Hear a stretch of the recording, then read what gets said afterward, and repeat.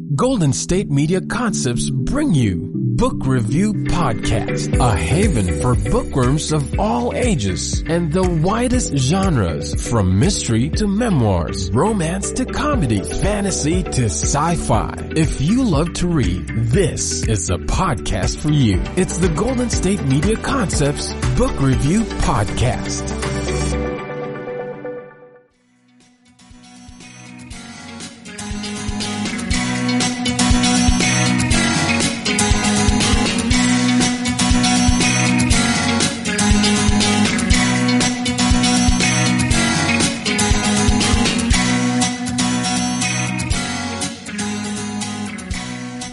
Hello and welcome to the GSMC Book Review Podcast, brought to you by the GSMC Podcast Network. I am your host, Sarah. I am very happy to be with you after technical issues to bring you this episode with another returning author. I hope you're having a great week. Mine, as I mentioned before, is busy. We have new people here visiting. So last week's visitors from California left on Sunday. This week's visitor from California arrived on Monday. And we are very much enjoying taking her around and spending time with her and doing all those lovely touristy visitor things. But it makes for a busy time. And this past weekend was our friend's birthday, and so we celebrated not only with dinner and drinks on Saturday night, but Sunday was a picnic on the beach, and it was the most perfect, beautiful day. It was warm, but there was a breeze, so it wasn't hot, and so you could just lie on the beach, and we had, shade and food and drinks and blankets, and it looked like we had moved in for a month with all the stuff we took down to the beach, but it was so nice. But yeah, after a while, my extrovertedness just, my extrovertedness, which isn't prevalent in my personality, wants to hide, and my introvertedness wants to jump out and say, nope, that's it. We're going to go live in a pillow fort and we're going to hide from the world and we're done with being social. It's good, but you can, if you're an introvert, you will understand. If you're an extrovert like my husband, you will be like, what's the problem? It sounds great. At any rate, that's a little bit of an update on what has been going on with us. And then I've been having some strange technical issues with various things, which is always a challenge. But I have a returning author. I'm excited. Oh, speaking of technical issues, so at the end of last episode, I said that I would be speaking with Kirsty Lohr, who is not a returning author. It would be the first time I was speaking with her. And then she had power problems on her street the day of our interview, so she needed to reschedule. So we rescheduled, and then she found out that her son had a doctor's appointment, and so we needed to on the exact time that we rescheduled. So she needed to reschedule. And so we rescheduled for the next day. And then my husband had a doctor's appointment get scheduled the exact time that we were scheduled to do our interview. So now hopefully we will find time next week. But I was just laughing when Kirsty and I finally get to speak. So you can see how my week is going, right? At any rate, the other interview I had over the weekend, I had two, was with author D.A. Mucci. He is, this episode, as you can see by the title, returning to the podcast. If you would like to hear his first interview, because this is a series, we are speaking today about the second book in his Iggy series, his Ignatius series, and this one is called The Sword of Ignatius and the Battle of Dinas Afron. The first one was called Ignatius and the Swords of Nostau. If you'd like to hear that interview, that is episode 330 if you didn't hear it and you would like to start there, or if you'd like a refresher or anything. Episode 330. As I said, second book in this series. It is called Ignatius and the Battle of Dinas Afron. Let's go ahead and I'll give you that description. The sweat pours from his brow as Iggy forges a sword from a meteorite. Will it be the weapon to save them? As the evil and obsessed Emperor Malik plans to kill Iggy for his crystal amulet, Iggy is distracted by Raresa. His crush makes it hard to focus, but he's becoming a master smith. With that comes the muscles that will make him a great fighter, too. There's just one problem. A dark wizard, A death knight and 5,000 soldiers have been tasked with hunting him down. Where will he hide? The mysteries of the Nostau warrior still haunt Iggy. There must be a reason he was given the swords, and he prays it will help him return to his place and time, but Pennsylvania seems far off. Is the answer on the island of Cambria? So that will all sound very familiar to you if you read the first book with the Swords of Nostau. If that does not sound familiar to you, definitely pay attention to the first part of the interview when David recaps that first book and some of the series, and then we start talking about the second book. I am really enjoying this series so far. I like the characters. I like that David's sense of humor comes through in the writing. The secondary characters are very well thought out. They all move the story forward. They have some of their own stories that are becoming more prominent within the main story and helping that story to move forward. And like I said, the sense of humor is great. I am enjoying this. I'm glad that there are more books to come. As always, I don't want to wait for them, but I will try to be patient and wait for these books to continue coming out. At any rate, let's go ahead and let David talk more about the series, especially the second book, which again is called Ignatius and the Battle of Dinas Afron. And the author is D.A. Mucci. Hi, David. Welcome back to the podcast. And thank you very much for having me. I've been looking forward to this. I'm very excited to have you back. I'm excited to talk about the second Iggy book. But before we get to the books, for people who maybe didn't hear the first interview or would like a refresher as to who you are, could you share a little bit about yourself? Sure. I am actually 69 years old now, and I am a semi-retired emergency room physician. I have been in the emergency room for over 40 years, full-time in trauma centers. And when COVID hit, we had to back off a bit. And my wife said to me, why don't you go write that book that you've been talking about for years?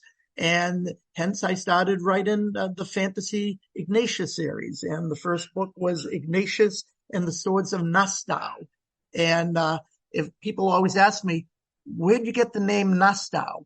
And Nostau spelled backwards is Watson. And Watson was our little tiny Shih Tzu puppy who thought he was a really bad character, even though he was just meek and mild. And so after he crossed over the Rainbow Bridge, I turned the words around and turned him into a Nostau medieval creature and turned him into the bad warrior he thought he was. So that's where I got the name. And the first book story is about a young man, Ignatius, who goes by Iggy. He's 14 years old, and really he looks like he's about 12 years old. And he's very insecure. He's born and raised in modern times in Pennsylvania. Being a 12-year-old just starting high school, he's bullied, picked on, he has no confidence.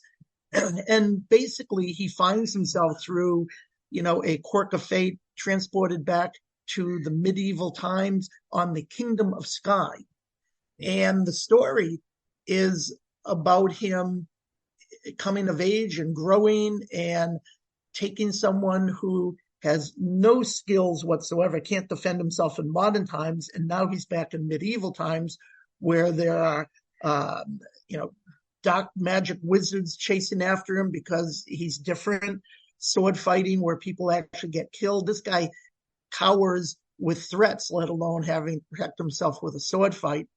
And it's about him trying to get himself back to home, to Pennsylvania. And the story is a series that's going to follow him through his 18th year. And it's, as I said, based in the Kingdom of Skye, which is based on the Isle of Skye in Scotland. So I've woven in a lot of folklore, myths, and stories from the actual Isle of Skye, because when you go there, and actually my wife and I did go there for 10 days to search it out and research it. It's a fascinating place. So I built a lot of real things in from the Isle of Skye into the Kingdom of Skye. And And that's basically the premise of the story.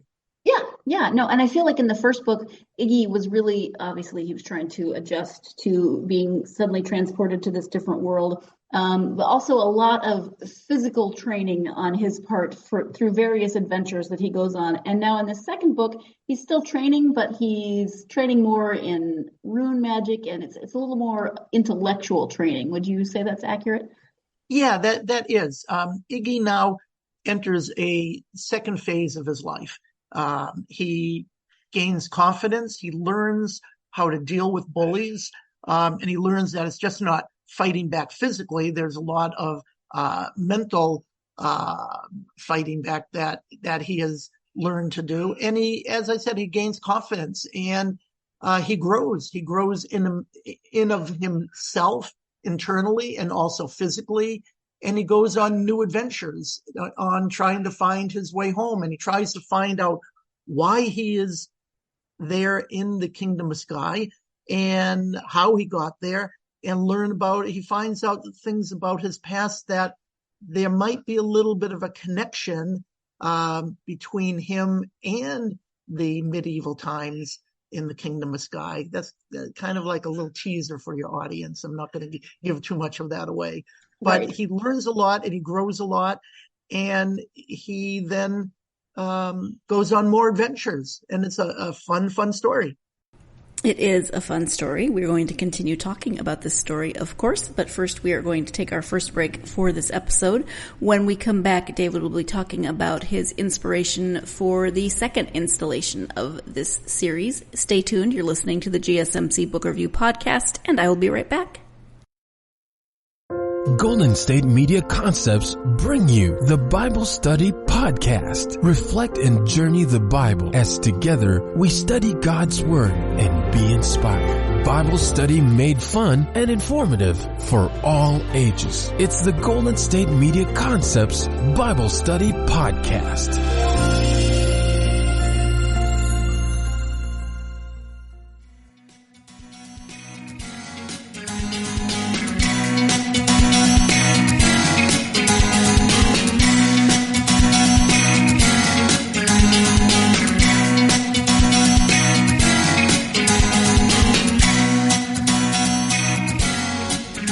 Welcome back to the GSMC Book Review Podcast and my interview with author D.A. Mucci. We are talking about his Ignatius series. We covered Ignatius and the Swords of Nostau in the part before the break, and now we are moving on to talk about Ignatius and the Battle of Dinas Afrin. Let's get back to the interview.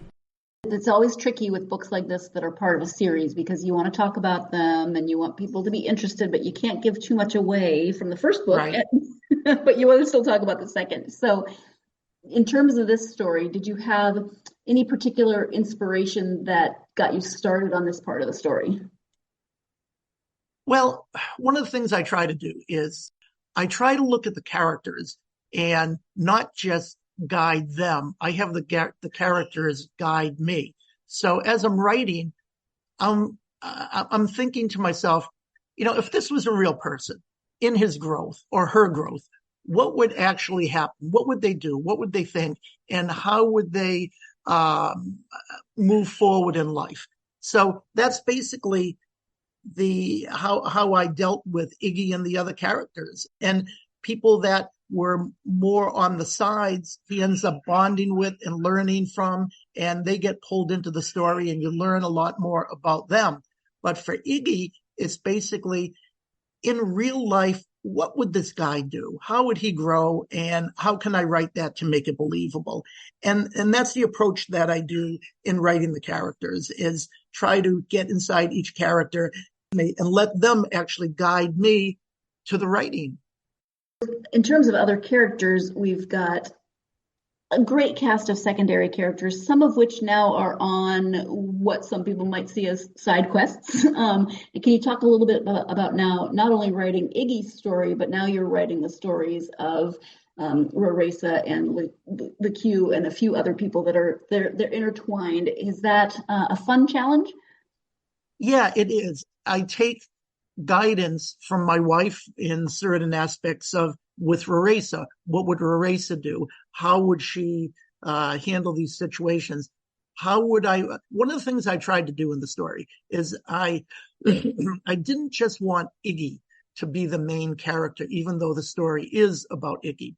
I wanted to bring in a diverse of characters, and bring in their strengths and their weaknesses.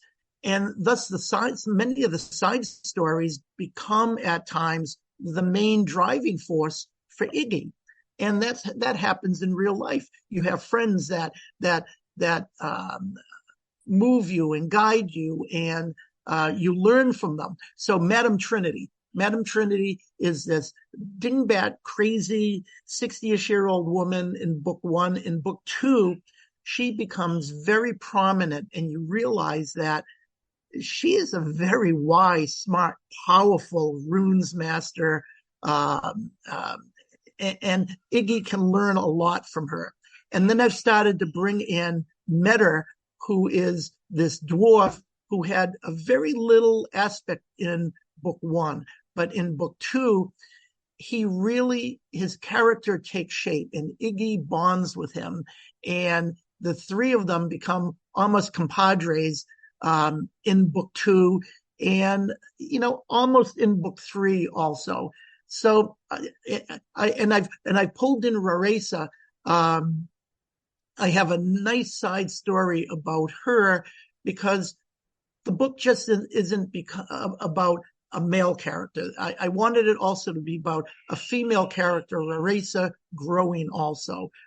She's this sword-wielding young teenager who no one pays attention to in book 1. In book 2, she becomes prominent, and she starts looking after other women. And she one of the things that my wife helped me guide that is, you want a strong female character. You want many strong female characters for diversity. So I took Raresa, and as Iggy grows, Raresa grows, and her talents grow, and she then blossoms. It's like, well, what can I do to help women in need? And that's a side story that's going to become more prominent as book 3, book 4, and book 5 go along. And I'll be tying all of that in to Iggy's adventure. I love it. Thank you so much. You mentioned Metter, who's a dwarf and hilarious in his own right. He is. And in book 3, I just finished writing book 3. He is just, a hoot in book 3, and the people that have read book 3 so far are like, this guy is hysterical, and he's and you realize how powerful and strong he is. It's all, and I really enjoy writing him. Can you talk about his socks? Where did that idea come from? The socks. Well, you got to wait until book 3 to find out the importance of the sock. No, I can't tell you. That's so important. It's not something that's just thrown in. All I will tell you and your audience is, it comes down to the Great Sock War. And that's all I'm going to say. I don't like you anymore, sir. The year-long sock war between the dwarfs, and that's the teaser. Okay, so if you don't read book 3 for anything else, read it for the Great Sock War. I love it. My wife read that, and she looks at me. She says, "I'm concerned about you." I like your wife. I think I said that last time too. She sounds very fun.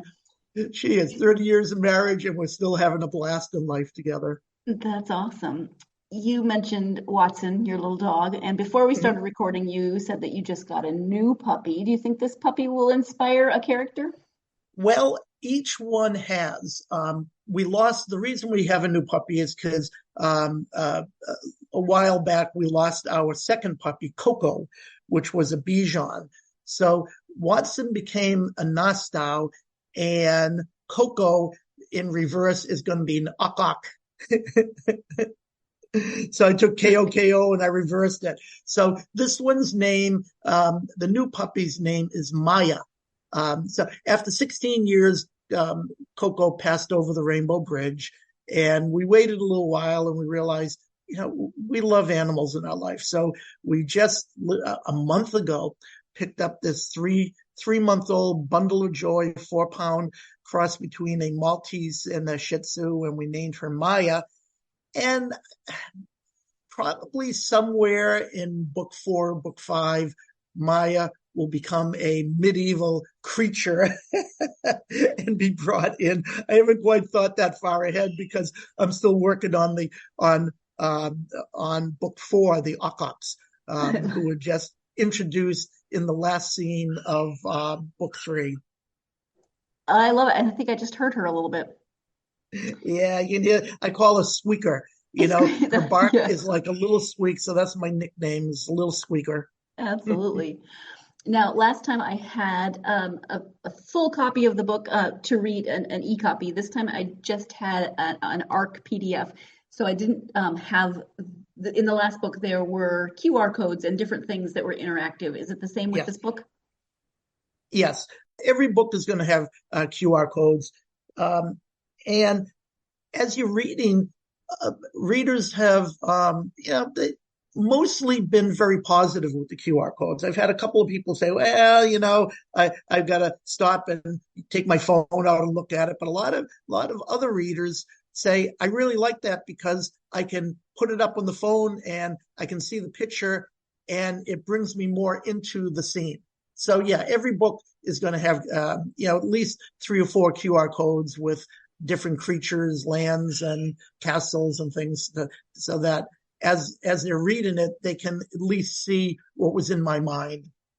Yeah, I love that because you have an image in your head maybe of something that you've described, but then when you get to see what you were thinking of when you were describing, is really fun. Exactly. Yeah. Time to take our second break for this episode. When we come back, David will be talking about some of the real places that have inspired some of the places that exist in the books. So stay tuned. You're listening to the GSMC Book Review Podcast, and I will be right back. Tired of searching the vast jungle of podcasts? Now listen close and hear this out. There's a podcast network that covers just about everything that you've been searching. Hey! The Golden State Media Concepts Podcast Network is here. Nothing less than a podcast bliss with endless hours of podcast coverage. From news, sports, music, fashion, cooking, entertainment, fantasy, football, and so much more. So stop lurking around and go straight out to the Golden State Media Concepts Podcast Network. Guaranteed to fill that podcast itch. Whatever it may be. Visit us at www.gsmcpodcast.com. Follow us on Facebook and Twitter and download us on iTunes, SoundCloud, and Google Play.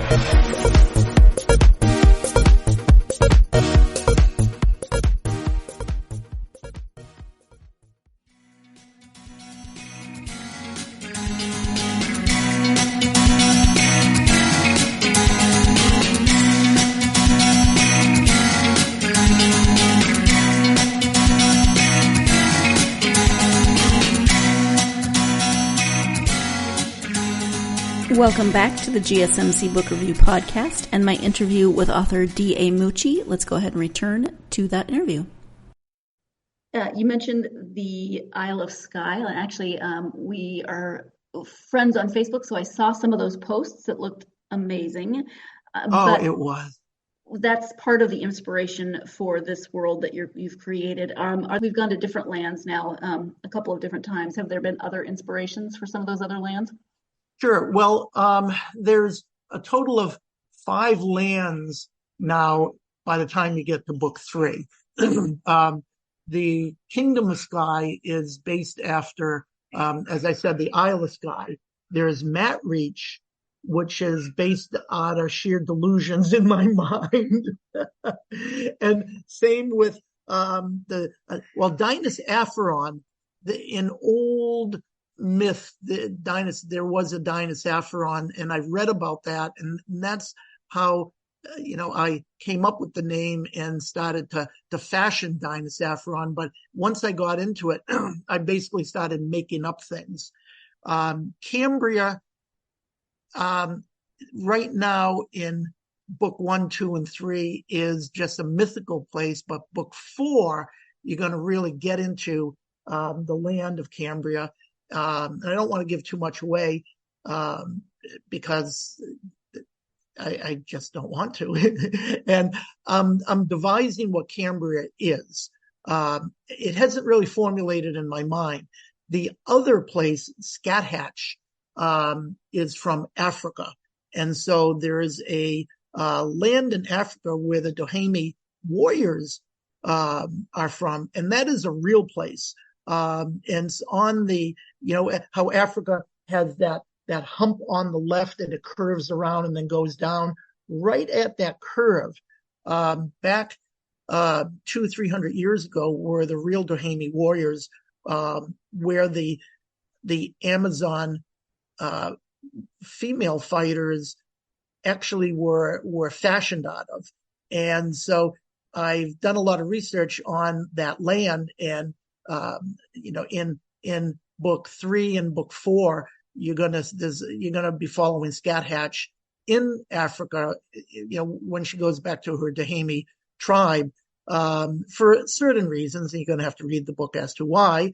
And so I basically fashioned that land after a real land, in Africa. So there are some places that are fashioned out of real lands, and I would say Matt Reach, Cambria, and Dinosaphron are just kind of made up in my mind out of, as it comes along. I just write it. There's no rhyme or reason. I just decide, where should they be? What's the climate?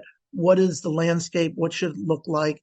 And I just kind of, and will that lead into what I need for that land to be about, for the characters to move through. And that's what I use to try to set how I write the lands for. Mm-hmm. Which sounds really fun, because you can take inspiration from just about anywhere, and that with fantasy books, you can work those threads in. But you have to be consistent. Mm-hmm. Each place, the sun still has to rise. It has to set. There has to be a climate. And that climate has to be real, so it's consistent. You just can't walk around the corner and all of a sudden be from a humid place into a dry, arid place. So there has to be breezes, clouds, so that otherwise the reader, it's not believable to them. As you write it, you have to write it so that they feel, yeah, this actually could be a real place that I as a character could be walking through. And I try to write it so that the readers get into the character and actually feel that they're in the scene. They're part of it, and not just omnipotent up above looking down and watching it. And to do that, the places have to have a feeling, a smell, a sense, a touch to them. And it has to be consistent all the way through. And that's the hardest part of writing lands, is to make that always consistent all the way through. Sure. Yeah, I can imagine. I know you can't tell us much, but what can you tell my listeners about book 3? Besides the sock war. Yeah. I'll just say that Metter, Iggy, and Madame Trinity really bond together and go on a phenomenal adventure and journey together. Iggy starts to bring a little bit of modern technology into the realm of the Kingdom of Sky. Also, LeCue becomes a very prominent figure, and he goes on a pretty interesting adventure because of Iggy. LeCue has grown. You look at Iggy as a 14-year-old and who looks 12, and it's like, well, the story is going to be about him growing. But Iggy has a lot of effect on a lot of the other characters, and he ends up bringing certain aspects of these characters out, and one of them is with LeCue. And so LeCue takes off and goes on a phenomenal adventure because Iggy has brought that out of him. And, it all turns back, and even LeCue realizes that. He's like, I met this guy, less than 2 years ago, and he's pulled me out of my shell of what I thought was being pretty bold, and look at what I'm doing now. And it's pretty amazing. And I'm only gonna leave it at that, because if I give more, it'll give the story away. Yes. Well, and it's interesting that LeCue, upon initially meeting Iggy, really, really was annoyed by him. And now to have Iggy pushing him to be bolder than he already thought he was is. Yeah. And it's like, who is the mentor now? Yeah. It's really quite interesting, the give and take, the back and forth. And, same thing with Metter and Madame Trinity. They rise to these occasions, and everyone that's read it has really, as in book 1 and book 2, they've fallen in love with Madame Trinity. Book 3, they're like, oh, this Metter character is really, really good. He's coming into his own. It's not that he's coming into his own. He's feeling more comfortable to show who he is.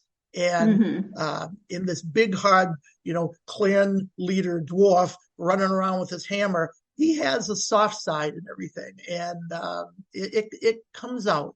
And the readers that have read,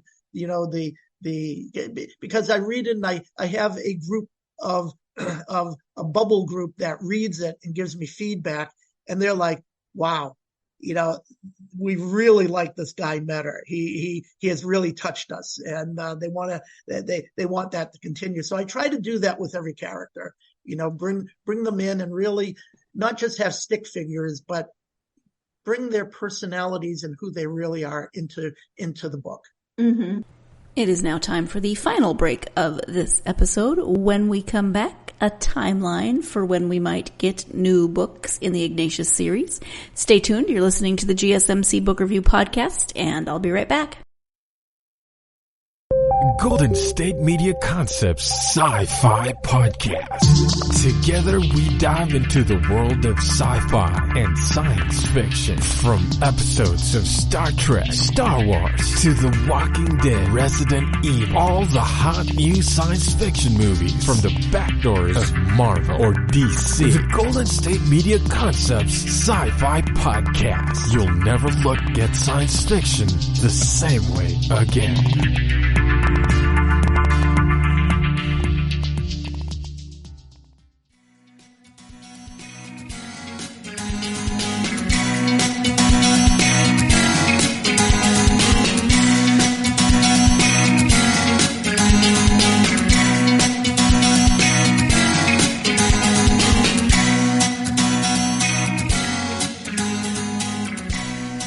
Welcome back to the GSMC Book Review Podcast and the conclusion of my interview with author D.A. Mucci.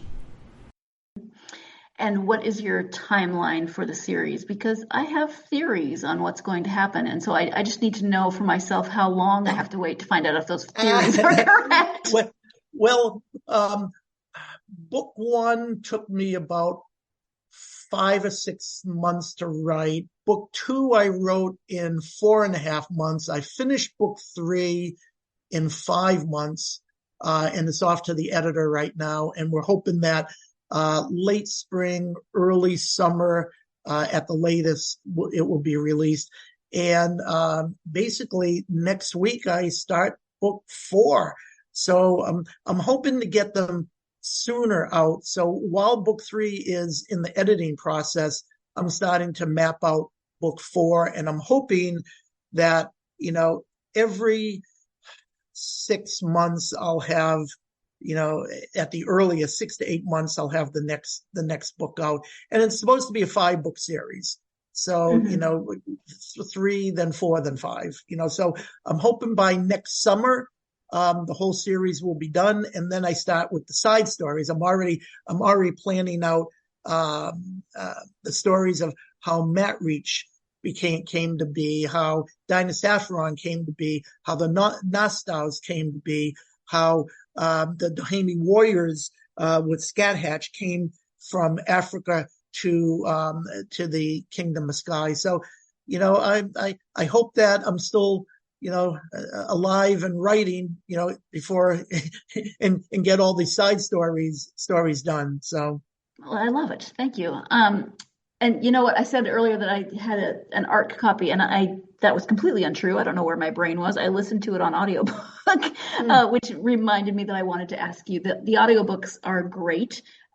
Tim Campbell does a phenomenal. I'm so blessed to have him as a narrator. The perfect voice for fantasy. Yeah, but it's so funny. You listen to him, and he's a 35-year-old guy in San Francisco, and you look at his picture, and it's like, this is a 35-year-old white guy, and you listen to him, and it's like, this is a 80-year-old guy with an Irish brogue. And so when we first got him, it was a confluence of amazing things. So we did a lot of interviews and with narrators. No one really hit it off really good. And my daughter said, you have to get Tim Campbell. So, he's really sought after. So I contacted him. He says, well, I'm a little bit backed up. He said, well, tell me about the book. And I said, well, it takes place on the Kingdom of Sky, which is tailored after the Isle of Skye. And he said, very interesting. My wife and I spent a month on the Isle of Skye so I could learn the dialect. I said, really? I said, yeah, it's about this guy that is from Susquehanna, Pennsylvania. He said, real interesting. My wife and I were married on the shores of the Susquehanna River in Pennsylvania. And the most interesting thing was, I said, I see that you did the narration for Scott Pratt, who unfortunately has passed away. He said, Scott? I said, yeah, Scott was my brother's wife's brother. And Tim said he was the first narrating job I ever took, and he got me started as a narrator. And, my career took off because of that. And he said, I'll do it. It's like between book 1 and book 2, he does 67 character voices. And and they're all different. They're all different. Yeah. He is phenomenal. Really good. And I love the way he does Madam Trinity the best. Yes. that is my favorite. Because without giving too much away, she is more layered than you might first think. So exactly. he has to do a good job with her. Oh, I drive down the road, when I first, got the audios back for review, and I was just hooting and laughing. He does Madam Trinity. He picked up exactly how I envisioned her, and he did that all on his own. I was like, what a talent he is. Yeah, I agree. Well, how about for you, in any free time that you might have for reading for yourself? What have you been reading? I've been doing a lot of audiobooks because my free time I've been writing. So when I drive, I'm the Arithmetics from Brandon Sanderson. I've the White Tower from Michael Weishart. I did the Michael Weishart series. I did Sandstorm, Wildfire. I really enjoyed his series following. It starts out with the Street Rats of Aramore. So I kind of followed him through. My goodness, Ian Cofer, I've been listening to. I love the Artemis Fowl series, and now I'm into the Fowl twins. Victor Klaus, The High Council, and that series. I've been, I actually finished that series. So those are the ones that I've been listening to, and I kind of enjoy because they're entertaining, and they make me. I kind of listen to them as like, yeah, that's how I want to write. As I listen to other authors, you get a sense of that's my style and that's how I want to present things to the readers. And and so I hope that gives a little overview of the things that I like. Yeah, absolutely. Yeah, and audiobooks are great because you can fit them in when you can't read and drive, but you can listen and drive. Right, and when I'm exercising, and I have my earbuds in, and I listen, as I'm exercising and everything. Yep, exactly. I know you have a website, so if you can share website and any place people can find you on the internet in terms of social media. Yeah, website is DA Mucci, that's MUCCI.com. And I am on Facebook under DA Mucci, Instagram, and of course on Amazon. If you type in Ignatius and the Swords of Nassau or Ignatius in the Battle at Dinas Apharon, or just D.A. Mucci, it'll bring you to my books there. Perfect. Thank you so much. We have talked about a few different things during our time together, but is there anything that we haven't covered that you wanted to make sure we highlighted? Only that I hope the readers are having as much fun reading these as I am writing them. I after 40 plus years in the ER, I'm semi-retired, and I am having a blast writing this. I find myself, eating, drinking, sleeping, the Ignatius series. I dream about the characters, and I've gotten some great feedback from, places unknown, people I don't know, and they're really enjoying the series.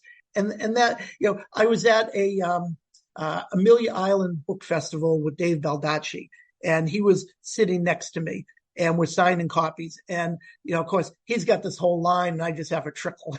So I had this one, for me, it was like, this was great.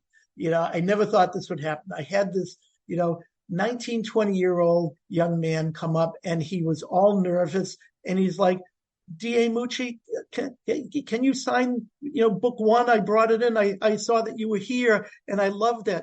And, so I signed it, and, he's like, is this book two? I'm like, yes. He said, will you sign one for me too? And I was like, man, if no one else bought one or had me sign one, that made the whole day. And then we were at another festival, and we're in Rhode Island, and this mother came and said, my son is coming right in. He saw that you were here. He bought your books online, and he wanted to bring them in to have you sign them.